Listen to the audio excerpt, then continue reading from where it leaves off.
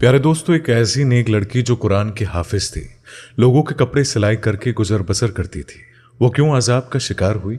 उसकी कब्र का हाल जानकर हर कोई दंग रह गया, क्योंकि वो बड़ी ही नेक थी। इमाम साहब के इसरार पर जब उसकी माँ ने उस लड़की की हकीकत बताई तो ये जानकर सबके कदमों के नीचे से जमीन निकल गई।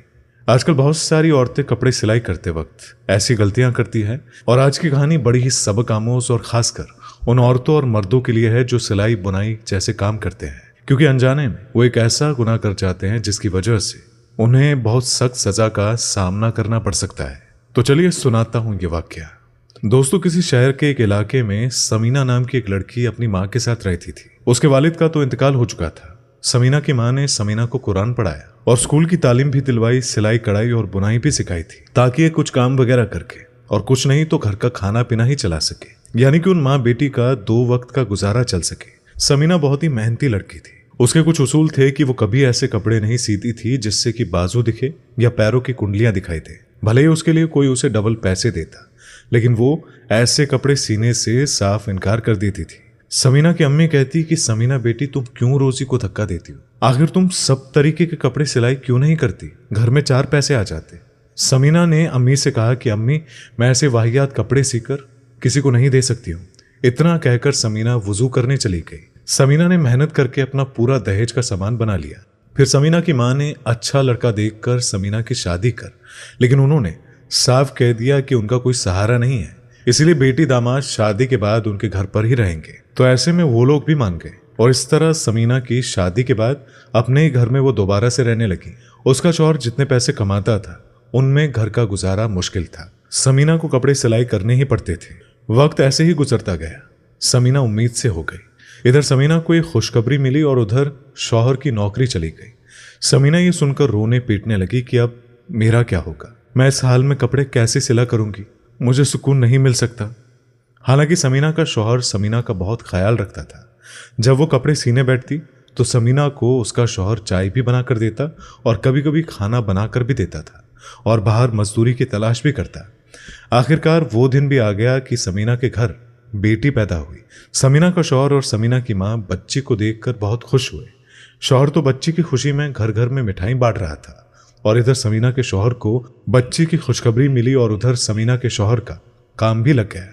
जहां समीना के शौहर को काम मिला वो ठेकेदार बहुत ही सख्त मिजाज का था और इधर समीना के घर का गुजारा बड़ी ही मुश्किल से हो रहा था। जब बेटी थोड़ी सी बड़ी हुई तो समीना ने फिर से अपनी सिलाई शुरू कर दी ताकि उसकी बेटी का खर्च भी पूरा हो सके, और जो भी औरतें कपड़े सिलवा कर ले जाती थी उनके कपड़ों से जो कपड़ा बच जाता था वो औरतें उसी को दे देती, जिससे वो अपनी बेटी के छोटे छोटे कपड़े सिलाई करती थी और उसको पहना देती थी। और फिर एक दिन खुदा की करनी ऐसी हुई कि समीना का पांव अचानक से फिसल गया और वो गिर गए।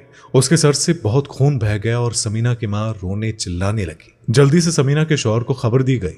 जब समीना के शौहर को बीवी की ऐसी खबर मिली तो जल्दी से भागकर वो आ गया। फैक्ट्री की चाबी उसने ताला लगाकर अपनी जेब में रख ली और जल्दी से घर आ गया। डॉक्टर के पास जाते जाते समीना ने रास्ते में ही दम तोड़ दिया। समीना के शौहर को समीना की कई बातें बहुत याद आ रही थी और वो तड़प तड़प कर रो रहा था और समीना की माँ भी चीख चीख कर रो रही थी।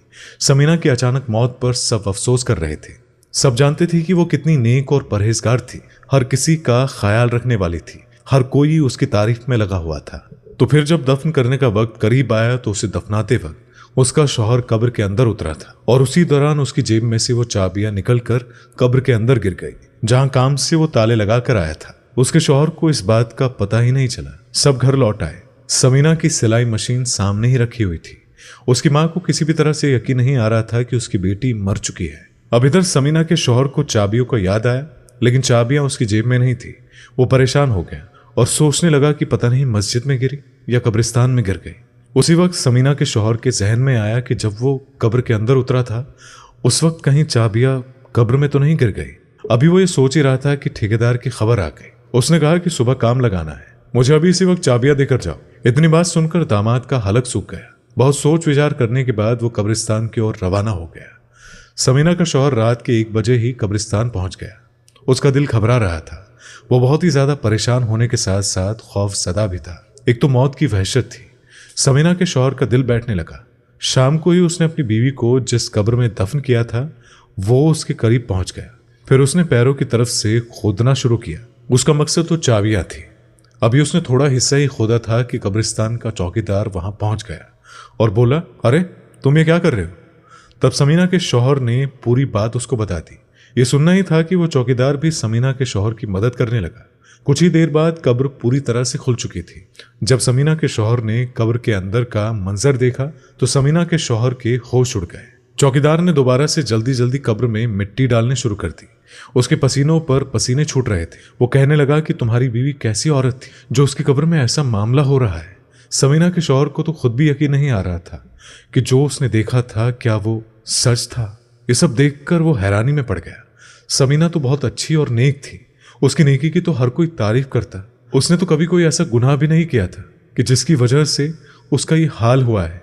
वो परेशानी से तड़पने लगा कि मेरी बीवी ने ऐसा कौन सा गुनाह किया कि जिसकी वजह से उसे ऐसी सजा मिल रही है। चौकीदार ने कहा कि तुम चाबियों का कोई और इंतजाम कर लो। कब्र में चाबियां ढूंढना बहुत ही मुश्किल है और तुमने तो खुद ही देखा है कि इसका क्या हाल हो रहा है और वो किस हाल में है। इसकी तरफ से तौबा इस्तिगफार करो और अगर कोई ऐसा गुनाह है जो इसने अपनी जिंदगी में किया है तो उसके बारे में पता लगाओ ताकि उसकी मगफिरत हो सके। वो रोते रोते अपने घर वापस पहुंच गया और रोते हुए अपनी सास को बताया कि जब मैंने और चौकीदार ने कब्र खोदी ताकि चाबियों को निकाला जाए तो कब्र का मंजर देखकर मेरे होश उड़ गए। अम्मा, समीना जैसी नेक औरत के साथ इतना सख्त मामला हो रहा था, मैं आपको बता नहीं सकता। समीना के होंठों पर आग जल रही थी और वो बुरी तरह से चीखें मार रही थी। मैंने आग बुझाने की कोशिश की तो मुझे उसके होंठ काले नजर आए जो बहुत ही बड़े हो चुके थे, जैसे कि लटक गए हो, जबकि बाकी का जिस्म सही सलामत था। थोड़ी देर के लिए आग बुझी और फिर से भड़क उठी। पहले तो मैं समझ नहीं सका कि यह मामला क्या है, लेकिन चौकीदार ने मुझे बताया कि सिर्फ इसके होंठ जल रहे हैं। दामाद रोते हुए कहने लगा कि अम्मा, समझ नहीं आता कि इसके होंठ क्यों जल रहे हैं, इसको ऐसी सजा क्यों मिली। वो तो इन होंठों से हर वक्त अल्लाह का जिक्र किया करती थी, बुराई तो वो करती भी नहीं थी। वो तो अच्छी औरत थी। समीना की माँ और उसका शौहर ऐसी ही सारी रात रोते रहे और अल्लाह ताला से समीना की मगफिरत के लिए दुआ मांगते रहे। फजर की अजान हुई तो समीना की माँ कहने लगी कि किसी अल्लाह वाले को खामोशी से सारी बातें बताओ और पता करो कि यह मामला क्या है। दामाद नमाज के लिए गया तो नमाज के बाद उसने मस्जिद के इमाम साहब को रोक लिया और तन्हाई में उन्हें रोते हुए सारी बात बता दी। ये सारी बात सुनकर वो कहने लगे कि मैं समीना की माँ से मिलना चाहता हूँ। दामाद इमाम साहब को अपने घर ले आया और समीना की माँ से उसकी मुलाकात करा दी। इमाम साहब पूछने लगी कि अम्मा बताओ कि समीना कहीं किसी से चुगली तो नहीं करती थी या कोई ऐसा गुनाह जो उसके मुंह से होता हो। समीना की माँ कहने लगी कि नहीं, मेरी बच्ची सिर्फ सिलाई का काम करती थी। ये सुनकर इमाम साहब ने एक ऐसा सवाल किया जिससे समीना की माँ चौंक उठी। इमाम साहब ने कहा कि क्या समीना किसी की अमानत को अपने पास रखती थी, यानी कोई बचा हुआ कपड़ा या कोई जोड़े पर लगने वाली बेल बूटी वगैरह समीना अपने पास रखती थी। समीना की माँ कहने लगी, मेरी बेटी तो बचे हुए कपड़े और धागा वगैरह सब कुछ वापस लौटा देती थी और जो कपड़ा उसे चाहिए होता था वो पूछ लिया करती थी। इमाम साहब कहने लगे कि सोच लो, कोई ऐसी गलती हो सकती है जिसकी वजह से उसके मुंह ही मुंह को सजा हो रही है। उसने जाने अनजाने में कोई ऐसा गुनाह तो जरूर किया है। ये कोई अमानत का ही मसला है, क्योंकि समीना बेटी की नेकी को तो मैं अच्छे तरीके से जानता हूँ, उसकी आदत से मैं वाकिफ हूँ, क्योंकि इमाम साहब भी समीना को अच्छी तरह से जानते थे। उन्हीं के पास तो समीना ने कुरान पाक पढ़ा था। इमाम साहब कहने लगे कि अम्मा फिर भी अपनी बेटी की कोई ऐसी बात सोचकर बताओ जो वो किया करती थी और उस आदत का ताल्लुक समीना के होठों से हो। समीना की माँ बहुत सोचकर कहने लगी, हाँ, उसकी एक आदत से मुझे बड़ी चिढ़ थी। वो कैंची की बजाय अपने मुंह से धागा काटती थी और फिर धागे का जो रेशा उसके मुंह में या होंठों पर रह जाता था उसे दांतों से चबाती थी। अक्सर ही मैंने उसका मुंह चलते हुए देखा था, लेकिन वो बार बार कैंची नहीं उठाती थी, मुंह से धागा खींचकर तोड़ दिया करती थी और फिर उसी धागे को मुंह से चबाकर थूक देती थी। बहुत बार मैंने उसे समझाया कि इस तरह होंठ भी कट सकता है, लेकिन वो अपनी आदत में पक्की हो चुकी थी। ये सुनते ही इमाम साहब कहने लगे, तो फिर हो सकता है कि अजाब इसी धागे की जर्रे की वजह से हो, क्योंकि जब समीना की मौत हुई थी तो इससे पहले वो कपड़े सिलाई करते करते उठकर सीढ़ियों की तरफ गई थी। शायद उसकी मौत के वक्त वो धागे का जर्रा उसके मुंह में रह गया हो और इस धागे की वजह से ही उस पर अजाब हो रहा हो। सिलाई के बचे हुए सामान के साथ धागे का एक जरा सा टुकड़ा भी उस शख्स की अमानत कहलाता है जो कपड़ों की सिलाई के पैसे देता है सारी बची हुई चीजों की तरह धागा और दूसरी चीज भी वापस करना जरूरी होती है। बेहतर है कि आप लोग इसी तरह से मगफिरत की दुआ करें। और जो भी लोग समीना से कपड़े सिलवाते थे उन सब से बात करके समीना की आदत के बारे में बताएं और इसके लिए माफी मांग लें। यह सुनकर समीना की माँ बहुत ज्यादा परेशान हुई। समीना की माँ ने उन सब लोगों को अपने घर में जमा किया जिनके वो कपड़े सिला करती थी और सबको समीना की इस छोटी सी आदत को बताकर समीना की मगफिरत के लिए हाथ जोड़े। लेकिन ये कोई ऐसी बड़ी आदत नहीं थी, इसीलिए सबने फौरन ही उसे माफ कर दिया। कुछ लोगों की नज़र में तो ये गुनाह भी नहीं था, लेकिन जो बात इंसान के नज़दीक मामूली सी होती है असल में वो अक्सर भारी पड़ती है। यहाँ तो मामला अमानत का था, शायद इसीलिए समीना की पकड़ हो गई थी। सब लोग समीना की अच्छी आदतों से वाकिफ थे, इसीलिए समीना को माफ करके चले गए। उसी रात समीना की माँ ने अपने दामाद से कहा कि जाओ जल्दी से दोबारा चाबियों के ले जाओ और उसी कब्र को लाजमी खोदो और अंदर का मंजर देखकर बताओ कि क्या इस पर अजाब हट गया है। समीना की माँ जानना चाहती थी कि उसके अजाब के पीछे की असल वजह क्या थी और क्या वाकई एक जरा सा धागा उस पर अजाब की वजह बना था। उस रात दामाद फिर से चौकीदार के पास गया और उन दोनों ने मिलकर कब्र खोदी तो देखा कि समीना की मैयत बिल्कुल ठीक ठाक और साफ सुथरी रखी थी और उसके पास से खुशबू आ रही थी। किसी किस्म की कोई तकलीफ बाकी नहीं थी और दामाद की चाबियां भी उसी कब्र में थी।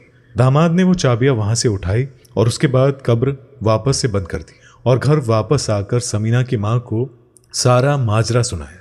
उन्होंने अल्लाह का शुक्र अदा किया कि उनकी बेटी पर से अजाब हट गया। और फिर जब ये बात गांव वालों को पता चली तो हर कोई हैरान में था कि इस कदर नेकोकार औरत को एक अमानत की वजह से अजाब भुगतना पड़ा था। सारे गांव वालों ने तौबा इस्तगफार किया और फिर सबने अपने मामलात को सुधारने की कोशिश की। उस दिन के बाद गांव में हर कोई अमानत को लेकर बहुत चौकन्ना हो गया था। किसी के पास किसी की जरा सी कोई चीज होती तो उसे फौरन वापस लौटा दिया जाता था। यह सिर्फ एक मामूली सी बात है कि छोटा सा धागे का टुकड़ा मुंह से तोड़ने पर उसका रेशा मुंह में रह गया, जिसे समीना ने चबाकर थूक भी दिया था। लेकिन अक्सर सिलाई करने वाली औरतों के साथ यही मामला होता है। बहुत सी औरतें मुंह से धागा काटती है, लेकिन क्या कभी किसी ने सोचा है कि इसकी वजह से भी इंसान को अल्लाह के सामने जवाब देना होगा। ये जरा से धागे का रेशा भी एक अमानत है और ये मामला कब्र तक जाएगा और इस जरा सी लापरवाही की वजह से भी अल्लाह का अजाब होगा। खुदा के लिए वो लोग कि जो सिलाई का काम करते हैं, अगर आप भी कोई ऐसी गलती करते हैं तो खुदा के लिए ऐसी गलती ना करें, अमानत में खयानत ना करें।